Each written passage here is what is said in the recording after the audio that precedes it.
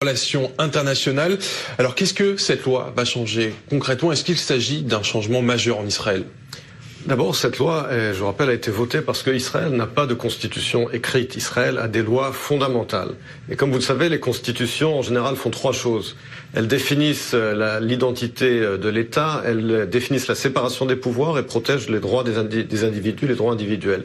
Nous avons des lois fondamentales qui protègent les droits individuels, qui définissent la séparation des pouvoirs, mais Israël n'a jamais eu de loi fondamentale qui traduit la déclaration d'indépendance en loi fondamentale, et c'est le but de cette loi.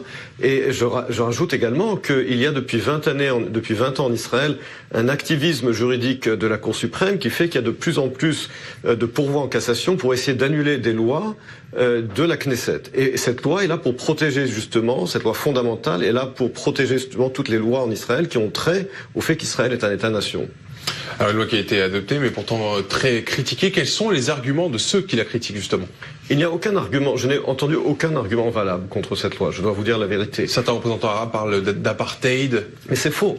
C'est faux. La loi ne fait que dire que l'État d'Israël est l'État-nation du peuple juif et que par conséquent, elle est là pour protéger la loi du retour qui donne aux juifs du monde entier un droit de l'immigration en Israël. Mais cette loi n'est en rien discriminante vis-à-vis de la minorité arabe. Par exemple, sur la question de la langue, la loi déclare que la langue hébraïque est la langue officielle de l'État et que l'arabe a un statut spécial. Je vous rappelle que la Constitution de la République française dit que le français est la langue de la République et que la République reconnaît également certains dialectes comme appartenant au patrimoine national.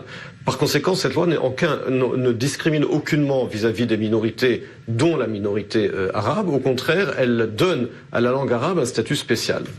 Alors pourtant, il a fallu modifier plusieurs clauses dans cette loi de dernière minute. Qu'est-ce qui explique donc cette polémique autour de cette loi, cette controverse? Alors les deux clauses qui faisaient polémique, c'était l'article 7b qui autorisait le gouvernement à favoriser certaines communautés, pas forcément les communautés juives, à créer des villages communautaires communs.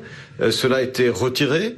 Également l'article 11 qui disait que lorsque les tribunaux en Israël ne trouvent pas dans la législation et dans la jurisprudence la base pour donner des jugements, eh bien ils peuvent s'inspirer de la tradition de justice et de paix. Le texte de loi disait de la tradition du peuple juif.